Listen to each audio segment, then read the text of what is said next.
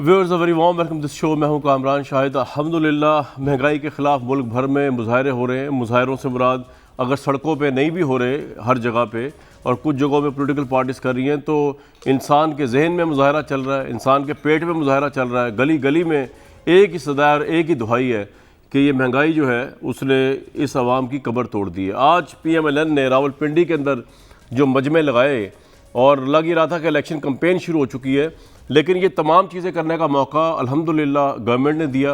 Government का version अभी ले लेंगे, वो आपको बताएंगे इंटरनेशनल प्राइसेस किस तरह बढ़ी हैं और पूरी दुनिया में महंगाई है, तो ऐसा कोई मसला नहीं है। लेकिन असल पॉइंट ये है कि इस आवाम को कौन समझाएगा जो गवर्नमेंट कह रही है कि जी हमारा कसूर तो है कोई नहीं, और ये जो नारे लगा रहे हैं महंगाई के ऊपर, इस आवाम को कौन समझाएगा ये सारी बात। ज़रा सुन लें पहले आप। मेरे साथ मौजूद है अली नवाज जवान साहब, मोहम्मद ज़ुबैर साहब और मेजर रिटायर्ड एजाज जवान साहब हमें ज्वाइन करेंगे। बेसिकली ज़ुबैर साहब, बात ये है कि मुझे भी पता है अली नवाज जवान साहब ने क्या कहना है, तो मैं आपको पहले आपके सामने रख दूं। ये सारा कुछ जो है, पेट्रोल हो गया, कुछ हो गया, ये सब कुछ जो है ये इंटरनेशनल मार्केट में प्राइस जो बढ़ी हुई हैं, ये सब कुछ इसकी वजह से हो रहा है। तो आप लोग कौन सी तहरीक चलाने जा रहे हैं PDM की इनके खिलाफ? ये तो आप सिर्फ एक्सप्लॉइट कर रहे हैं अवाम के जज्बात को, क्योंकि आपको पता है कि हुकूमत का कोई तरह कसूर है नहीं है सच बकौल हुकूमत के इस सारी कमर तोड़ महंगाई में। पाकिस्तान में बल्कि कदरे कम महंगाई है बकौल गवर्नमेंट के, पूरी दुनिया में महंगाई हुई हुई है। जी जनाब। अच्छा, ये पूरी दुनिया के पता नहीं कौन से स्टैटिस्टिक्स पेश करते हैं। सबसे पहले तो जो एक बहुत बड़ा कंट्रीब्यूटिंग फैक्टर होता है, और ख़ास तौर पर जब आप ये कहते हैं कि इंटरनेशनल ऑयल प्राइसेस बढ़ गई हैं, और ख़ास तौर पर जब आप ये कहते हैं इंटरनेशनल कमोडिटी प्राइसेस बढ़ गई हैं, तो सारी दुनिया के लिए बढ़ी है ना। उसमें एक बहुत बड़ा कंट्रीब्यूटिंग फैक्टर होता है कि आपकी जो करेंसी है उसकी हालत क्या है। मई 1 से लेके आज तक, आज मैंने ट्वीट भी किया है, फैक्ट्स दिए हैं। बांग्लादेश में 1.1% डिवैल्यूएशन हुई है 1 मई से लेके आज तक। इंडिया में 1.8% डिवैल्यूएशन हुई है, और पाकिस्तान में माशाल्लाह 12% हो गई है। अब ये डिफरेंस ज़रा देखें तो उसका इम्पैक्ट नहीं आएगा महंगाई में। और उसका किसका कसूर है? ऑपोजिशन का कसूर है? किसका कसूर है? मतलब किससे जाके पूछें? रमीज़ राजा से जाके पूछें, PCB प्रेसिडेंट से, कि डिवैल्यूएशन इतनी क्यों हो रही है। दूसरी चीज़ ये है कि आज ही इकोनॉमिस्ट जो ये कहते हैं ना दुनिया कह रही है, तो इकोनॉमिस्ट में पाकिस्तान का महंगाई का नंबर कहाँ है? टॉप 5 में, टॉप 5। मतलब अब आप सोचें, चौथे नंबर पे आई थिंक पाकिस्तान, बाकी खित्ते में ममालिक नंबर 1 पे तो नहीं ना यार। तो अगर आपकी अपनी, मैं 1 सेकंड कंप्लीट कर लूं। जी। पहले अगर आप अपना इतना नाअहल हुकूमत होगी जिसको पता ही नहीं कि सप्लाई साइड क्या होती है। अगर आप वजीर आजम आके ये टीवी पर कहते हैं कि असल में गंदम महंगी इसलिए हो गई थी कि हमने सही टाइम पर इंपोर्ट नहीं की थी। वजीर आजम साहब, आपका एग्जैक्टली यही काम है कि टाइम पर फैसले करें। अगर आप आके ये कहते हैं कि हमने टाइम पर एक्सपोर्ट बंद नहीं की थी चीनी की, जिसकी वजह से कमी हो गई, आपका यही तो काम है। और आपका, अगर आप फैसले सही टाइम पर नहीं करेंगे, चाहे वो इंपोर्ट करने के हो चाहे एक्सपोर्ट बंद। लेकिन जुबैर साहब, मैं ये कह रहा हूं कि उसके ऊपर जो आप जलसे वगैरह अगर आप मार्केट से माल सही टाइम पर नहीं उठाएंगे, अगर आप यहां से, आप कहते हैं बम्पर क्रॉप होगी, तो बम्पर क्रॉप होगी तो फिर शॉर्टेज कैसे होती है? फिर तो स्मगलिंग होगी। अगर स्मगलिंग होगी तो शॉर्टेज कंट्री में होगी। अगर आप डिस्काउंट रेट महंगा करेंगे तो उससे महंगाई होगी। आपके अपने, आप ये कह रहे हैं जुबैर साहब, आप ये कह रहे हैं कि इतने बड़े बड़े दिमाग बैठे हुए, जिसमें आपके भाई भी हैं, प्लानिंग के मिनिस्टर हैं, असद उमर साहब, शौकत तरीन साहब, उन्होंने तो कई हुकूमतें भुगताई हैं। आप कह रहे हैं इनको पता ही नहीं उन बातों का जो आप बातें कर रहे हैं। अभी बाकिर साहब का मैं इंटरव्यू सुन रहा था इंग्लैंड में, मीडिया को, वजीर आजम का आपको बयान सुनाया है जी। आप निकलवा लें किसी को कह के कि वजीर आजम ने ये कहा या नहीं कि जी एक तो हमारी मिनिस्ट्री ने असेसमेंट सही नहीं की थी। मिनिस्ट्री का आपका काम है असेसमेंट सही करना, डिमांड सप्लाई। फिर उन्होंने ये कहा वजीर आजम ने कि असल में हमने सही टाइम पर गंदम नहीं मंगवाई थी। ये मैंने तो नहीं कहा, राइट, तो वजीर आजम ने कहा। तो उसको वजीर का क्या आपने कुछ किया जिसने नहीं मंगवाई थी? ECC का आपने कुछ किया? काबीना का आपने कुछ किया जिन्होंने गलत फैसले किए थे? राइट। अली नवाज जवान साहब, अब तो खैर 3.25 साल हो गए एक ही बात रिपीट करते करते मुझे भी, और ऑब्वियसली आप या गवर्नमेंट के पास बाकायदा मौक़िफ़ होता है, आप कहीं कुछ भी कह सकते हैं, आप इनके साथ शुरू कर सकते हैं कि इनकी वजह से अभी तक आपका बदहाली है। लेकिन मेरा सवाल मेरे भाई ये है कि अब आप 1-1.5 साल बाद इलेक्शन ईयर में चले जाएंगे, तो ऑपोजिशन के पास तो बड़ा एक्सीलेंट अपॉर्चुनिटी है ये सेल करने के लिए कि आप नाकाम हुए हैं, आपकी गवर्नेंस नाकाम हुई है और नवाज शरीफ से बेहतर पाकिस्तान लाने में भी आप नाकाम रहे हैं, इसको किस तरह एड्रेस करेंगे? कंसर्न पाया जाता है। फिर ये धरने जो चलना शुरू कर रहे हैं, जो महंगाई के खिलाफ मार्च हो रहे हैं, एक तरह से नून लीग और ऑपोजिशन ने अपनी इलेक्शन कैंपेन शुरू कर दी है। टाइम इतना बचा आपके पास कि आप चीज़ों को ठीक कर सकें? अली नवाज अमान साहब। थैंक यू कामरान भाई। अभी तो मैं थोड़ी करेक्शन कर दूं ज़ुबैर भाई की, उन्होंने अपने चूज़ किए हुए चीज़ें निकाली, मैं आपको थोड़ा फिगर दे देता हूं। उन्हें कहा जो दुनिया की जो करेंसी है वो किस तरह फ्लक्चुएट हुई हैं, तो मैं आपको थोड़ा बता देता हूं जी कि पाकिस्तानी 12%, जो ज़ुबैर भाई ने कहा बिल्कुल ठीक बात है। जापानीज येन 10.64% फ्लक्चुएट हुआ है, यूरो 7.11% भाई हमारे खित्ते में बात करें ना, पाउंड मैंने जो स्टर्लिंग कहा था। 11.33%। ज़ुबैर भाई, you are not hosting a show please. चले अब इनको बोलने दें ज़ुबैर भाई। मैंने बांग्लादेश और इंडिया की आपकी बारी आएगी ना सर, आपकी बारी आएगी, बिल्कुल आएगी। यार ये आप फिर बोल तो ले वो। जी अली नवाज अमान साहब। यार जो मैंने सवाल उठाया था उसका जवाब दे लग गई ना। चले अब वो उनकी मर्जी, उनको गन पॉइंट पे लग गई हाजिरी। चले चले आपकी हाजिरी सर, टाइम वेस्ट हो रहा है कंप्लीट। कामरान भाई, जी सर शुरू करें। अब मैं, इन्होंने क्या बात की, इंडियन रुपी की इन्होंने बात की, गलत बयानी की। 4.58% फ्लक्चुएट हुआ है, डॉलर इंडेक्स 5.36% फ्लक्चुएट हुआ है, और ये दुनिया की करेंसीज फ्लक्चुएट हुए हैं। मैं अभी लीरा नहीं कह रहा, टर्की, बाकी लोगों को मैं, बाकी ममालिक को मैं कोड नहीं कर रहा। इस वक्त IMF, आपको इन्होंने इकोनॉमिस्ट की मिसाल दी है, मैं आपको IMF की रीसेंट मिसाल दे देता हूँ। जब ज़ुबैर भाई जैसे लोग आके कहते थे कि ये इनके गलत फज फिगर्स हैं और इनकी जो ग्रोथ है वो 2 या 2.5% है, ये IMF ने हमारी जो प्रोजेक्शन थी उसको इंडोर्स किया और उन्होंने कहा कि पाकिस्तान की 4% ग्रोथ है।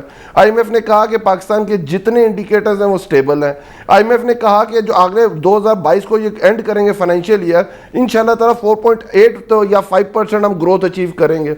उन्होंने ये नहीं बताया पाकिस्तान की हिस्ट्री में दुनिया ये मान रही है, जब इनका ट्रेड बास्केट था वो $50 बिलियन था, पाकिस्तान अपना एक्सपोर्ट और जो ट्रेड बास्केट है $68 बिलियन पे इंशाल्लाह ताला क्लोज करेगा। हाईएस्ट एक्सपोर्ट क्लोज करेगा, हाईएस्ट रेमिटेंसेस क्लोज करेगा, और इंशाल्लाह ताला मिनिमम करंट अकाउंट डेफिसिट मेरा आपसे एक सवाल है छोड़ के लास्ट मंथ के फिगर सर नहीं। कामरान भाई प्लीज मेरी पूरा आपने उनकी बात सुनी ना, मेरी भी सुन लेते भाई, तुमने तो हाजिरी लगानी होती है बीच में। तो उसके बाद LSM लार्ज स्केल मैन्युफैक्चरिंग 2 महीने के फिगर्स आए हैं, 12.7% पे ग्रोथ है। SMEs के अंदर ग्रोथ है। आप मुझे बताएं, एग्रीकल्चर सेक्टर के अंदर 5 बम्पर क्रॉप्स हैं। कॉटन जो ये 4.8 मिलियन बेल्स पे छोड़ के गए थे, 9.8 मिलियन बेल को हमने क्लोज किया है। आपकी शुगर 25% पे ग्रो हुआ है, आपका मेज 17% पे ग्रो हुआ है, आपका आटा वीट जो है 13% पे ग्रो हुआ है।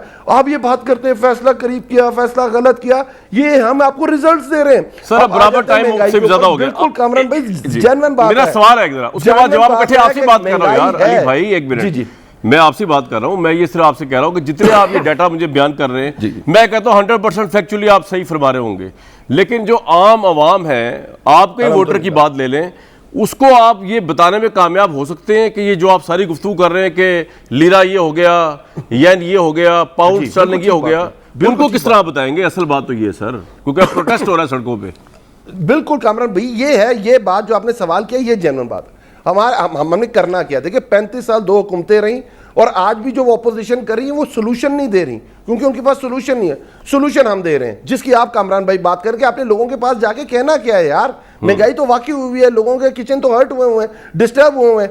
हम सर 2 करोड़ लोगों के, 2 करोड़ खानदानों के लिए नेक्स्ट मंथ 5 आइटम्स पे सब्सिडी लॉन्च कर रहे हैं, एहसास काउंट लॉन्च कर रहे हैं।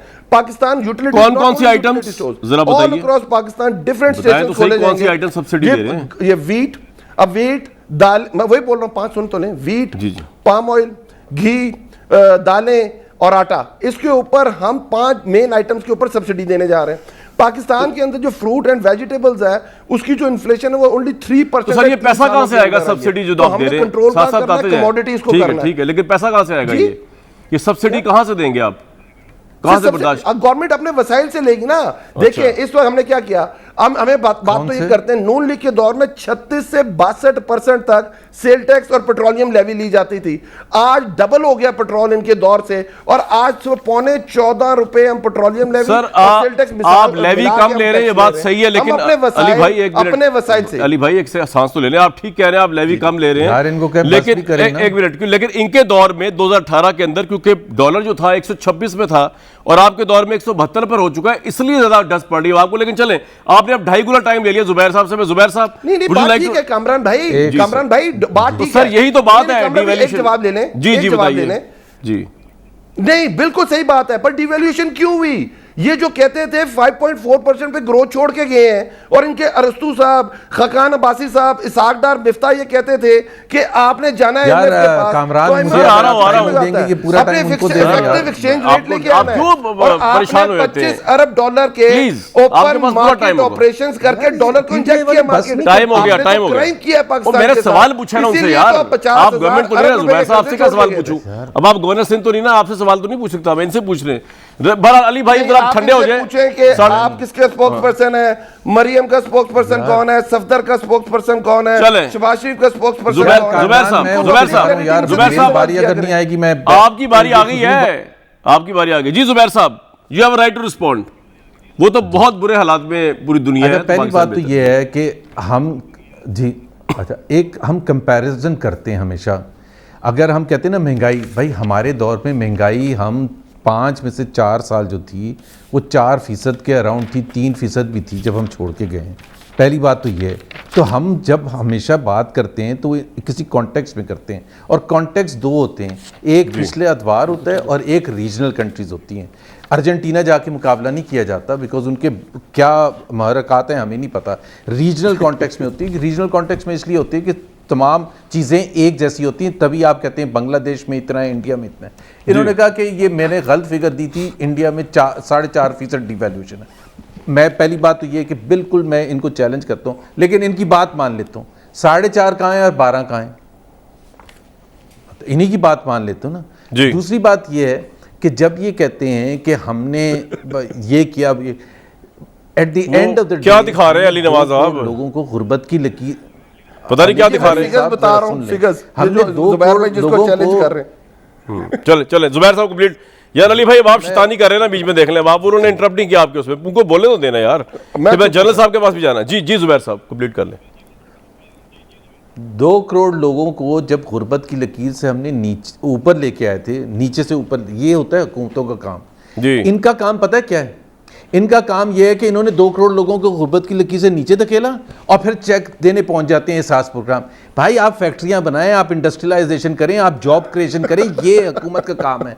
ये तो सबसे आसान काम है कि आप चेक बांटने शुरू कर दें।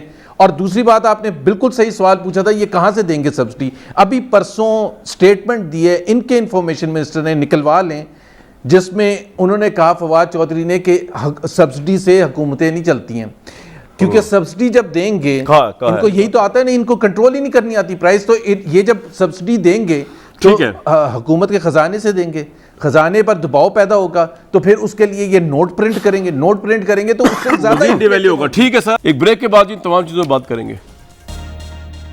जनरल साहब, सिक्योरिटी पैराडाइम जो है उसका ताल्लुक डायरेक्टली इकॉनमी से जुड़ा हुआ है। ये सवाल नवाज शरीफ साहब के दौर में शायद ही किसी ने पूछा हो, लेकिन इस दौर में बार बार मैंने तो खुद पूछा। आप बताइए कि जो मुल्क के इस माशी हालात चल रहे हैं उसके अंदर इस्टेब्लिशमेंट में या इदारों के अंदर कंसर्न पाया जा रहा है इकॉनमी को देख के, या जिस तरह अली नवाज ईमान साहब कह रहे हैं नहीं हम बहुत सौ से बेहतर हैं, हम बहुत सौ से अच्छा कर रहे हैं और अच्छा हो जाएगा सब कुछ? Sir thank you very much. देखिए, मैं इतना जानता हूँ कि कोई ऐसी मुआशी बदहाली पाकिस्तान में नहीं है कि सिक्योरिटी कंसर्न क्रिएट हो जाए अंदरूनी या बैरूनी तौर पे।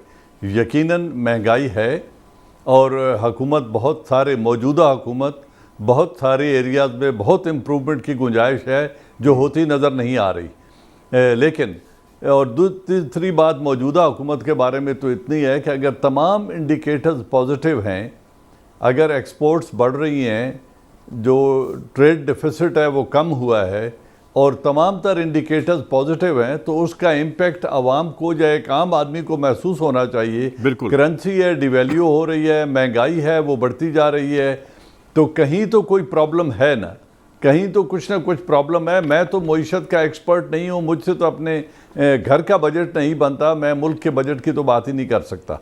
लेकिन इतना ज़रूर देख सकता हूँ कि जो कुछ हो रहा है, अगर ट्रस्ट, ये हमारा जो सर्कुलर डेट है, अगर वो बढ़ रहा है, बैरूनी कर्जे अगर बढ़ रहे हैं, तो फिर कहीं तो प्रॉब्लम है कि तमाम indicators positive, remittances positive, growth positive, export positive, trade deficit कम हुआ है, तो इसका इम्पैक्ट आवाम पे आना चाहिए। रही ज़ुबैर साहब की हुकूमत की बात, तो इन्होंने जो पिरामिड या वाइट एलिफेंट खरीदे थे, जिन पे मुसलसल हर माह, पहली बात है ये जितने पिरामिड्स इन्होंने बनाए, पिरामिड से मुराद ये इनकी जो मेट्रोज हैं या ऑरेंज ट्रेन है, बैरूनी मुल्क से कर्ज लेके बनाए, उस कर्ज पर इंटरेस्ट भी देना है, अरबहा के मंसूबे हैं, और हर महीने मुसलसल खसारे में जा रहे हैं, हर महीने खसारे में जा रहे हैं। तो इनसे कोई पूछने वाला है, मुझे करप्शन का नहीं पता हुई है या नहीं हुई, लेकिन इतना कोई पूछने वाला है कि ये फिजिबिलिटी स्टडीज़ किन्होंने की थी, किसने कहा था कि ये प्रोजेक्ट इतने महंगे बनाओ 290 अरब रुपए के, और महीने में 2.5 करोड़ रुपए खसारा भी जमा कराना और इंटरेस्ट भी चाइना को वापस करना, और फिर आप तरक्की भी कर सकेंगे। तो मुल्क का जो दिवालिया निकालने में इनका भी बहुत हिस्सा है, और मौजूदा हुकूमत भी कंट्रोल नहीं कर पाई, क्योंकि हम शायद अपने अखराजात पे कंट्रोल करना जानते ही नहीं हैं। अब बिजली की कीमत बढ़ने की वजह सिर्फ IMF के डिक्टेट्स नहीं है, जितनी मुल्क में बिजली चोरी हो रही है, पहली बात है जितनी प्रोड्यूस हो रही है, ट्रांसमिशन लाइन में कैपेसिटी नहीं है उसको ले जाने की, और जो ले जा रही हैं उसमें इतनी हैवी थेफ्ट है कि आप उसको बिलों पे डाल के उन गरीबों पे डाल देते हो जो बिल जमा कराते हैं। जो चोरी करते हैं वो पहले भी मौज कर रहे थे, अब भी मौज कर रहे हैं। सही है। तो जब इनएफिशिएंसी को आप प्राइस हाइक से कवर करने की कोशिश करेंगे तो फिर महंगाई बढ़ती हुई नजर आएगी। मुझे ये चंद चीजें समझ आती हैं, बाकी मईशत का मुझे जनरल साहब चले, मईशत तो आपको आप कह रहे हैं, मुझे भी बड़ा मेरा कोई फील्ड नहीं है, लेकिन बात ये है कि जो आपने फरमाया ना, अगर नून लीग ने डबो भी दिया तो ये मैटर नहीं करता इस वक्त। ये एक फिलोसॉफिकल डिबेट तो हो सकता है। जवाब दे दूं जुबैर साहब, एक मिनट, मैं दे दें, आप जवाब दे दूं, और आप जवाब दें। नहीं, मैं इनका जवाब दे जी दें, जवाब, मेरी तो बात ही रही आधे मिनट। पहली बात तो ये है कि इन्होंने कहा हमने प्रोजेक्ट्स बड़े बनाए थे, और इन्होंने एग्जाम्पल भी दी। हमने 3 मेट्रोज बनाए थे 90 बिलियन रुपीस के, इन्होंने एक मेट्रो बनाया पेशावर का 110 बिलियन का या 106 बिलियन का।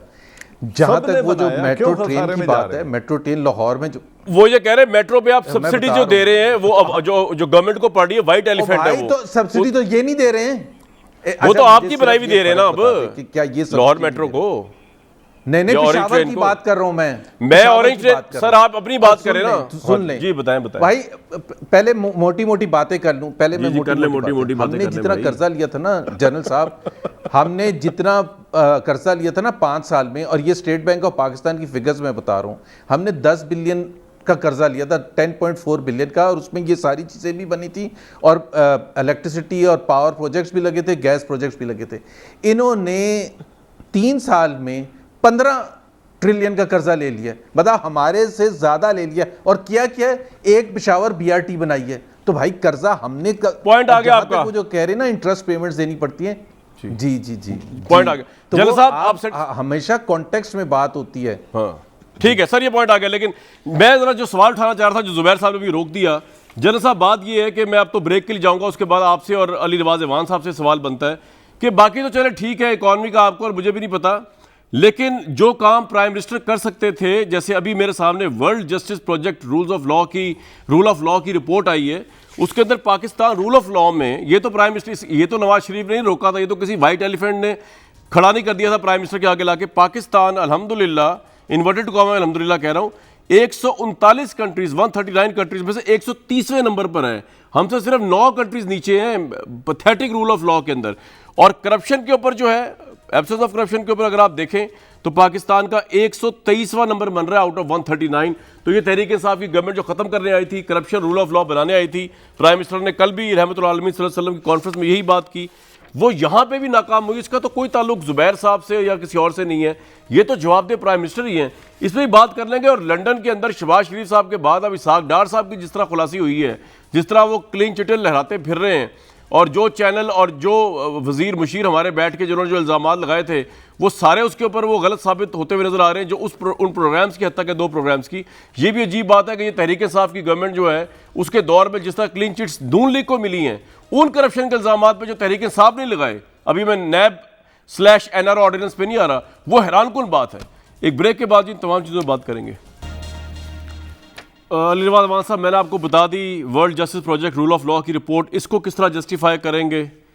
माशी पॉलिसियों के ऊपर जो सर्वेज आए हैं उसमें आप 75% लोग समझ रहे हैं पाकिस्तान के कि आपकी सिमत दुरुस्त नहीं है, इसे किस तरह जस्टिफाई करेंगे? अच्छा, ये बात बिल्कुल ठीक है। अगर आप सर्वे कराएंगे और जब महंगाई हुई हुई है और लोग तो ये अंडरस्टैंड नहीं करेंगे ना, दुनिया की वजह से महंगाई है, लोगों का जब किचन डिस्टर्ब होता है तो लोग तो ये समझते हैं ये पॉलिसीज़ ठीक नहीं है, बट इंशाल्लाह ताला जैसे जैसे उनको रिलीफ मिलता जाएगा चीज़ें बेहतरी की तरफ चलती जाएंगी। बात कर रहे थे जुबैर भाई ने, मेरे बड़े भाई हैं, उन्होंने फिर एक गलत फिगर दिया। अब उनकी कह रहे थे हमने 3 मेट्रोज बनाई और इन्होंने BRT बनाई है। यस, हमने BRT बनाई है, वो 110 अरब की नहीं है, वो 72 अरब रुपए की BRT है, और उसका जो पैसेंजर काउंट है वो तीनों मेट्रो जो इन्होंने बनाई है उससे ज़्यादा है, पर पता नहीं क्यों अपनी तरफ से फज कर देते हैं। एजाज साहब ने जो बात की बिल्कुल ठीक बात की।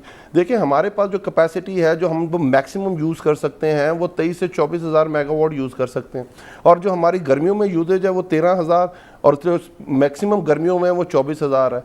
अब आप देखें 30,000 मेगावाट अब बना के चले गए हैं, हर साल 100 अरब ज़्यादा हमें उसके कर्जे में इंटरेस्ट में उसको ज़्यादा देना पड़ता है जो आपने एग्रीमेंट्स करके गए हैं। ये नाअहली है ना, और या इसके पीछे कोई और इनके दिमाग में कोई चीज़ें होंगी, बिल्कुल कॉन्टेक्स्ट में लेना चाहिए, क्योंकि इंडिया हमारे रीजन के अंदर है। ये रूल ऑफ लॉ करप्शन वाला बता दें, ये किसने रोका है प्राइम मिनिस्टर को और आपकी गवर्नमेंट को? मेरी बात तो सुने सर, सुने अब मेरी बात देखें। उस्ताद मोहतरम, मैं तो जुबैर भाई की तरह आपको इंटरफेयर नहीं कर सकता, मैं नहीं इंटरफेयर कर सकता आपको, मेरे उस्ताद हैं। तो मैं जरा ये भी बता देता हूँ, देखा अगर सुन लेंगे मैं सारे जवाब दूंगा जुबैर भाई, आपके फिगर्स भी ठीक करता रहूंगा, फिक्र ना करें।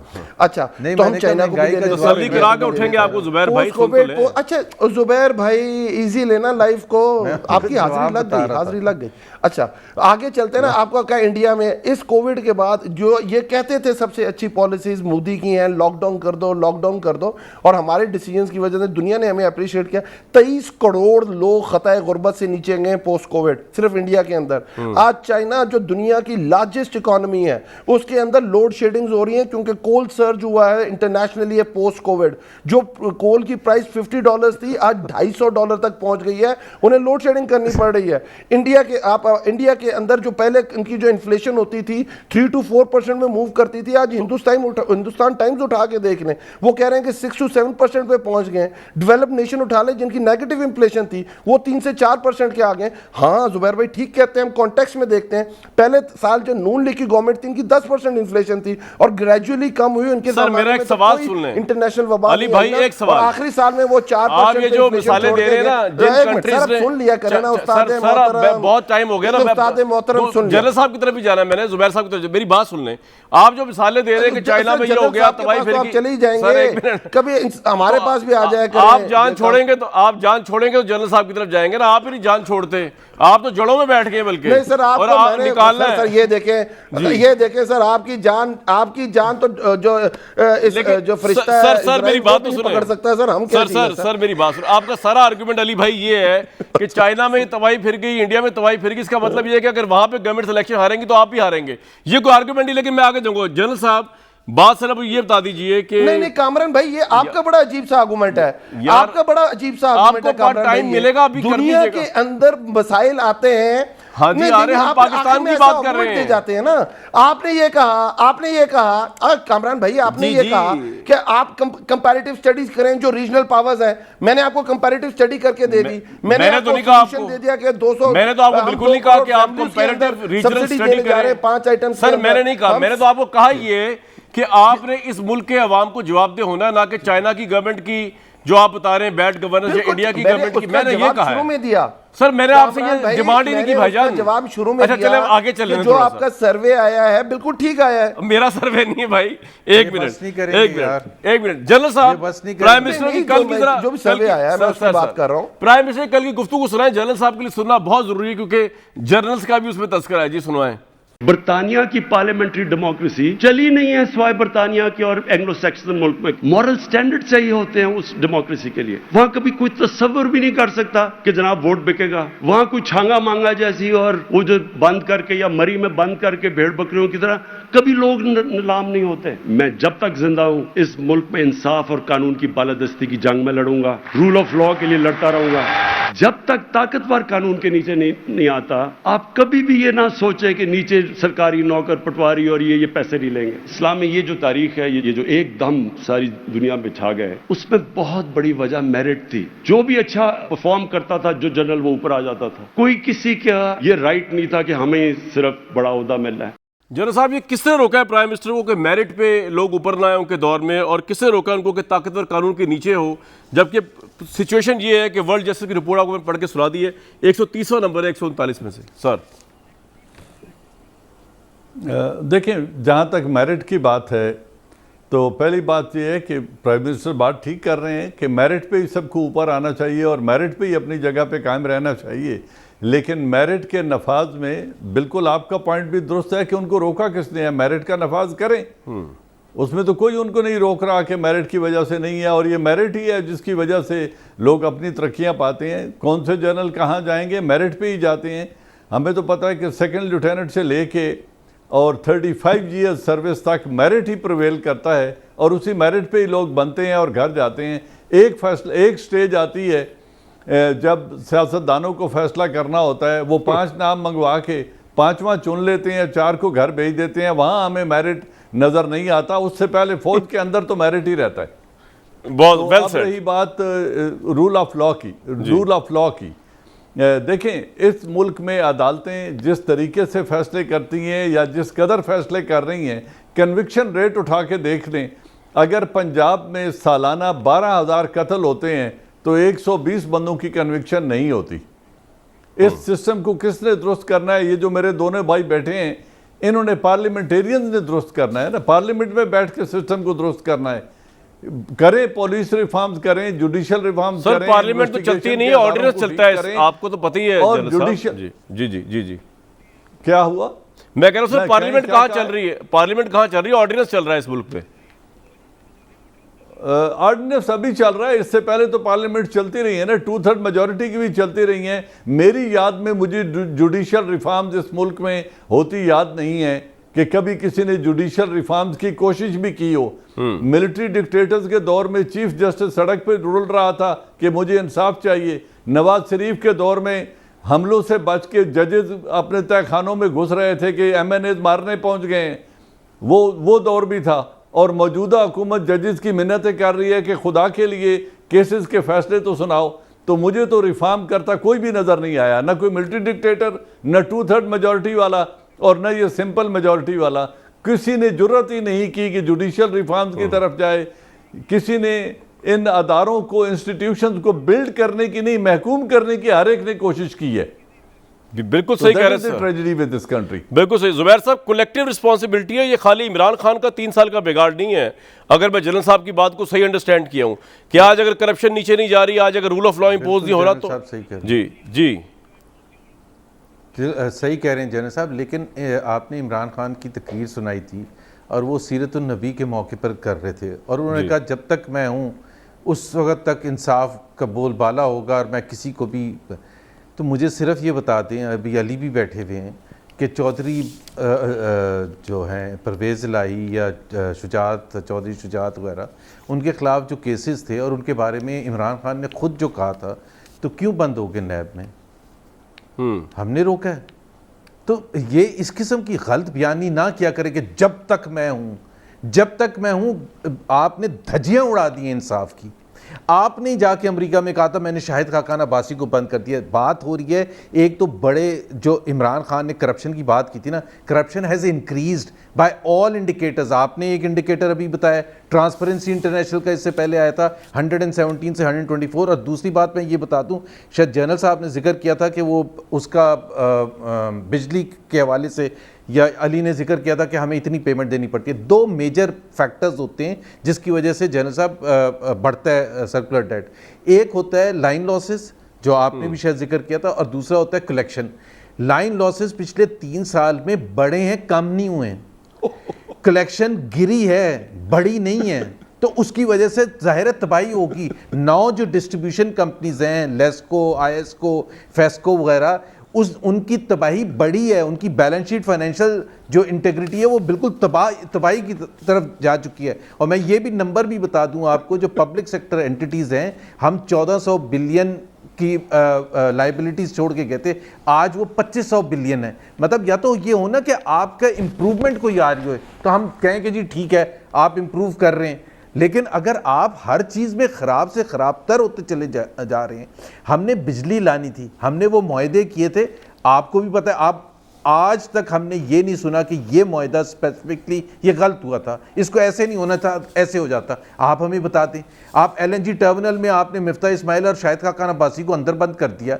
आपको आज अभी आप जनरल साहब को मैं बता दूं, अली को बता दूं कि एलएनजी की अवेलेबिलिटी नहीं है सर्दियों में, गैस नहीं होएगी सर्दियों में, बिजली फर्नेस ऑयल से होएगी, क्योंकि इनके अपने जो कैबिनेट में बैठे हुए हैं आपका पॉइंट आ गया, भरी जाएंगी। ये तो आपने इल्जाम लगा दिया इन पे, लेकिन एक बात बताइए अली भाई, अगर मैं थोड़ा सा एक सवाल आपसे पूछ लूँ, वैसे तो आपने जवाब वही देना है जो आपका दिल चाह रहा होगा, सवाल का जवाब तो आपने देना ही नहीं, ये आपने सोचा है हमेशा। और आप भी सवाल पूछेंगे जो आपका दिल चाह रहा होगा। नहीं, वो तो फिर आप आए इसलिए कि मेरे सवालों का जवाब दें। जिस दिन मैं आपके पास आऊंगा आप सवाल पूछ लीजिएगा। सर आप तो हाजिर। अली भाई बात ये कि आप अभी ये जो एक निजी चैनल में जहाँ पे शहजाद अकबर साहब भी थे, उन्होंने अपॉलॉजी भी की और वो इल्ज़ामात भी वापस लिए निजी चैनल ने कि जी उन्होंने कहा जी साख डाल रहे हैं, पाकिस्तान का कोई पैसा नहीं चुराया, बैंक अकाउंट भी कोई खुफिया नहीं मिला, और ये जो कभी फाइनेंशियल मॉनिटरिंग यूनिट का इंतजाम भी नहीं संभाला जो आप हमारे मुशीरे उन्होंने लगाया था, एहतसाब ने इनके ऊपर इल्ज़ाम। तो इनको तो सर बड़ी क्लीन चिटें मिलती जा रही, तो एहतसाब के ऊपर भी मेरा ख्याल से ये लंदन के फैसले दिखा दिया करेंगे, कभी शहबाज शरीफ का फैसला इन्वेस्टिगेशन का, कभी लंदन हाई कोर्ट का ये वाला फैसला, कभी और कोई और फैसला। फिर सियासत भी लंदन में ही कर लिया करें ना। सर लेकिन इम्पैक्ट तो पड़ रहा है जनरल साहब, ये हुकूमत इस मुल्क में करनी है, वोट के हाथ से लेने हैं, फैसले दो तीन बातें, बात सुनो, इन्वेस्टमेंट लंदन में करनी है, कारोबार लंदन में करना है, फैसले लंदन की अदालत के मानने हैं, तो सियासत भी वहां करें यार, इस मुल्क की जान छोड़ दें। वेरी गुड अली भाई, आपको जवाब देने की जरूरत ही नहीं है, देख ले कितना अच्छा सलूक किया आपके साथ इदारों ने, उसके बावजूद आपका हाल ये है कि 15 दिन से घुमाया हुआ आपने सबको। जी सर, जी जी जी कामरान भाई आप फिक्र ना करें, आपने अब फिर ज़ुबैर भाई के फैक्ट्स थोड़े से गलत हैं। अब ज़ुबैर भाई का आजकल थोड़े से मेमोरी लॉस है। परवेज अलाई और शुजात अलाई के जो सवाल पूछा जाता है उसका तो जवाब दे दें। वो जब इन्होंने दोबारा लॉन्च किए थे नैब ने, नैब ने जो केसेस लॉन्च किए थे तो वो हाई कोर्ट चले गए थे, और हाई कोर्ट क्वेश्चन नैब जिसकी बेस पे यार चौधरी को आप डिफेंड ना करें, आप ये बताएं आप rule of law corruption better क्यों नहीं कर सके अली भाई? अच्छा और छोड़े सर्कुलर डेट को यार, गलत यार कामरान भाई आप मेरा मोहतरम है और आपके शो में गलत जनाब मैं बर्दाश्त नहीं कर सकता, बस गोलियां मार दीजिएगा। अच्छा सुने, अब दूसरी सर्कुलर, अच्छा कितनी मजेदार बात की जुबैर भाई ने कि हमने देखे इतने जबरदस्त हमने मुआहदे किए, और मुआहदे की बेस पे आज तक ये बात उन्होंने कहा कि आप 24,000 मेगावाट आपकी यूजेज है और 30,000 मेगावाट के आपने इंटरेस्ट देना है, आपकी 11,000 सर्दियों के अंदर कंजम्पशन है और आपने 19,000 मेगावाट एक्स्ट्रा के पेमेंट करनी है। सर्कुलर डेड लाइन लॉसेस की वजह से होता है। खुदारा इनके कुछ करें, जुबैर भाई का कुछ हो जाएगा भाई, आप मुशीर खजाना लग जाए, आप चक्करों पड़े में आप एक प्लान बता दें जो गलत लगा। नंदीपुर उसकी सबसे बड़ी मिसाल है, 84 रुपए पर मेगावाट। सॉरी, पीपल्स पार्टी के दौर में लगा, महिला दौर में। अच्छा एक मिनट ठहर जाए, सबसे जुबैर साहब जनरल साहब ने आगे जो बात की आपने, बाबर आगे जो आपने हिसाब किताब मांग लेना भाई, अब नहीं अली भाई, अब नहीं, अब जी भाई कामरान भाई नहीं, अब नहीं, अब जरा जुबैर भाई ठहर जाए। आपकी चालाकी ये कि सवाल का जवाब भी नहीं देते, टाइम भी ओवर ले लेते उसके बाद। यार अभी जो आपके मतलब का जवाब देने लगा हूं, आपको बहुत अच्छा लगेगा। सुनाए। मैं ये कह रहा हूं, अजाज भाई ने बड़ा अच्छी तरीके से बताया कि इनकी प्रमोशंस कैसे होती हैं और मेरिट बेस्ड होती हैं। बहुत अच्छी बात है। बहुत सारे लोग सेकंड लेफ्टिनेंट से फर्स्ट लेफ्टिनेंट बनते होंगे और बहुत सारे लोग रह जाते होंगे, उससे बहुत सारे लोग कैप्टन बनते होंगे और बहुत सारे लोग ड्रॉप हो जाते होंगे, बहुत सारे लोग आके मेजर पे रिटायर हो जाते हैं, बहुत सारे कर्नल पे रिटायर हो जाते हैं। तो हर इदारे का एक काम सौंप दिया गया है और let them to decide what to do what not to do. अच्छा, आप इनको कह रहे हैं तो फिर करने देना उनको डिसाइड, आपको बीच में अपना काम दिखा रहे। जुबैर साहब, आप लंदन में जाके जनरल साहब को जवाब दें। मैं आपको बात बता रहा हूं सर, आपने उन्होंने कहा सर पॉइंट आ गया सर पॉइंट आ गया। मेरिट जो जिसका फौज का जो मेरिट है मुझे पता है वो एक्सेप्शनल है, उसको उस पर बात ही नहीं भी मैं कर रहा। जुबैर साहब लंदन में बिजनेस करें, अगर आपको वहां से सारा रिलीफ मिल रहा है, पॉइंट तो बड़ा वैलिड है जनरल साहब का। जनरल साहब का पॉइंट वैलिड है, बट जनरल साहब प्लीज़ अंडरस्टैंड कि अगर फैसला वहाँ हो रहा है और जो कि हुकूमत को एम्बैरेसमेंट कॉज कर रहा है, तो इसमें हमारा क्या कसूर है? हम तो खुश होंगे, हम क्यों नहीं ले रहेंगे वो फैसला। जनरल साहब, आप बड़े जालिम हैं इनके मामले में, नून लीग के आप इनको जरा सा भी खुश नहीं देख सकते। देखें जुबैर भाई, उन्होंने भी हकायक पे फैसला दिया होगा ना, वही हकायक सुप्रीम कोर्ट और हाई कोर्ट में आकर दे दें और इनको यहाँ भी एम्बेरस करें। नहीं, वो कहते हैं यहाँ पे हमें इंसाफ नहीं मिल सकता, लंदन की कोर्ट इनके नजदीक जनरल साहब सुन लें, कामरान सुन लें, शाहिद खान अब्बासी का फैसला आया है, ख्वाजा आसिफ का फैसला आया है, एहसन इकबाल का फैसला आया है, मिफ्ता इस्माइल का आया है, 2 दफा शहबाज शरीफ का फैसला आया है, हमजा शहबाज का है, 2 दफा मरियम नवाज का फैसला आया है। आप कौन से फैसलों की बात कर रहे हैं? फैसले तो सही, क्विकली उसके अंदर लिखा हुआ है ये पॉलिटिकल इंजीनियरिंग करते हैं, उसके अंदर लिखा हुआ है कि हमारे सर शर्म से झुक के यहाँ पे इन्वेस्टिगेटिव एजेंसीज पॉलिटिकल इंजीनियरिंग करती है जो इंग्लैंड में नहीं होता। करें जी जनरल साहब, देखिए, अगर ये फैसले इतने ट्रांसपेरेंट हैं और आ चुके हैं, आज पूरी कौम आपको सुन रही है, सिर्फ ये बता दें ये एवन फील्ड कब खरीदे थे, कितने के खरीदे थे और मुल्क से बाहर पैसे कैसे भेजें, इन 3 सवालों का भी बता दें ताकि लोगों की ज़बान भी बंद हो जाए और इंसाफ भी हो जाए। लो जी, मसले खत्म हो गया। क्यों जुबैर भाई? इसका जवाब तो इनके लीडर के पास भी नहीं है। क्यों जी जुबैर साहब? छोड़ें, दफा करिए, कोई सवाल है? क्यों जुबैर साहब? मैं बता देता हूं जी, मैं बता देता हूं। अगर एवन फील्ड का मसला होता तो हमारी 5 रुकनी जो सुप्रीम कोर्ट के जज थे वो अकामा पर फैसला ना देते। ब्रेक लूंगा जी, इसी पे आलीशान टाइम है सोचने का, ब्रेक। आप यकीन करें, हमारे तीनों पैनलिस्ट और मैं एयर कंडीशन कमरों में बैठ कर डिबेट्स कर रहे हैं, अवाम को इससे कोई फर्क नहीं पड़ना। जो ग्राउंड पे हो रहा है, जो ज्यादती हो रही है, उसका जवाब इस गवर्नमेंट को अगले इलेक्शन में मिल जाएगा। मुझे दीजिए कल तक इजाजत।